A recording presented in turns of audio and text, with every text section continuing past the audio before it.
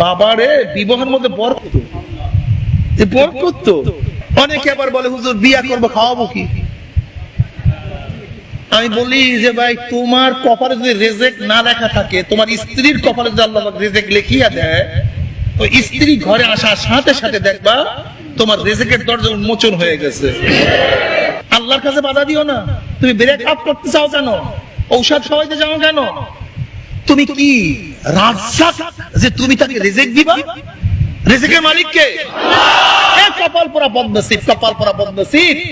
যদি তোর বাচ্চার কপালে আল্লাহ পাক রিজিক লেখিয়া থাকে, তা তোমার বাচ্চা হওয়ার সাথে সাথে তোমাদের আল্লাহ পাক রব রিজিকের ব্যবস্থা করিয়া দিবে। স্ত্রীদের সাথে আমরা খারাপ ব্যবহার করি। আরে বেচারি আসছে তার বাড়ির থেকে তোমার অধীনস্থ, তুমি তাকে বান্দি মনে করতেছো কেন?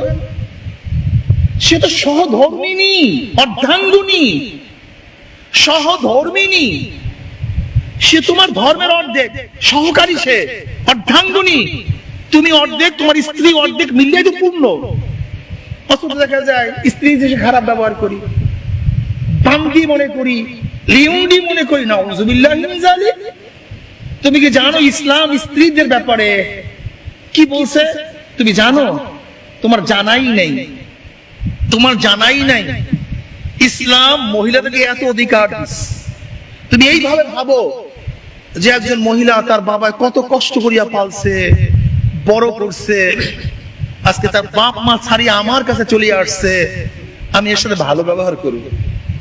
তোমার সাথে খারাপ ব্যবহার করে তুমি ভালো ব্যবহার করিয়া কন্ট্রোল করার চেষ্টা করো, আরো ভালো ব্যবহার করো, আরো ভালো ব্যবহার করো, বুঝাবার চেষ্টা করো, দিনের বুঝ দেওয়ার চেষ্টা করো।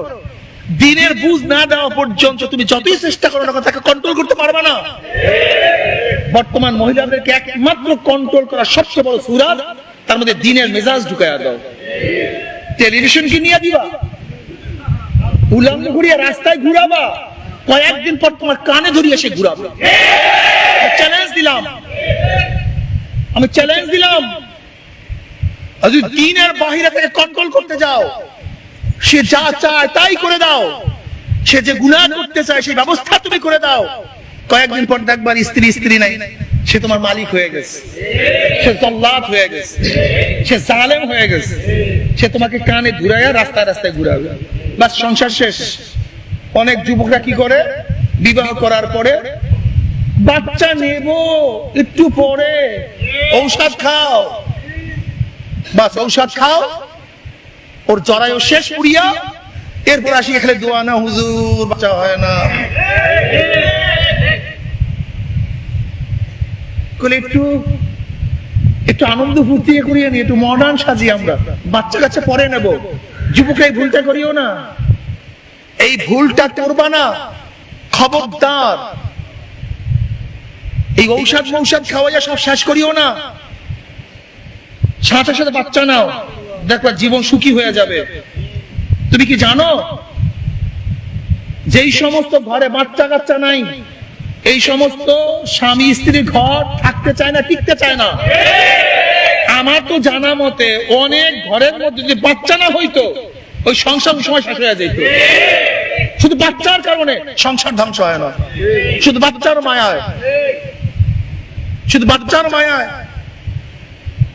এর জন্য বর্তমান সংসার ঠিক রাখার জন্য সবচেয়ে ভালো এক পদ্ধতি হলো কয়েকটা বাচ্চা নিয়ে নাও। আল্লাহর কাছে বাধা দিও না। তুমি ব্রেক আপ করতে চাও কেন?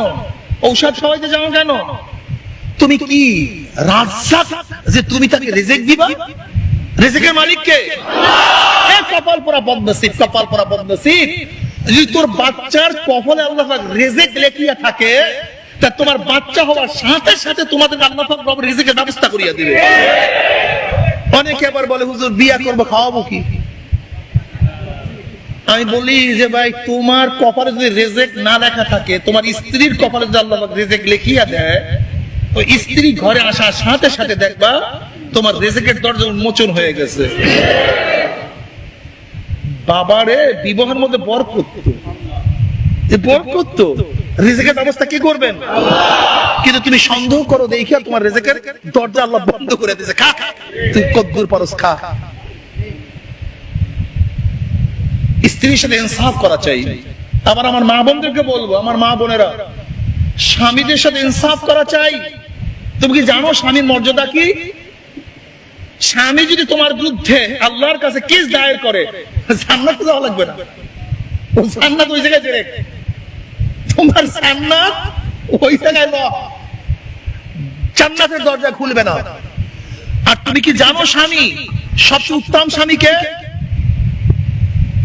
জানো? স্ত্রী যে স্বামীর পক্ষে সাফাই গায় যে আমার স্বামী সবচেয়ে ভালো, ওই স্বামী দুনিয়ার সবচেয়ে ভালো, ওই ব্যক্তি দুনিয়ার মধ্যে সবচেয়ে শ্রেষ্ঠ। যদি স্ত্রী স্বামীর পক্ষে সাফাই গায়, আবার স্বামী স্ত্রীর পক্ষে সাফাই গায়, এই স্বামীটাও ভালো, স্ত্রীটাও ভালো। কি কথা ঠিক না? ইনসাফ রক্ষা করিও, ইনসাফ রক্ষা করিও, কোন অবস্থাতেই ইনসাফ যেন নষ্ট না হয়। আল ইমামুল আদিল।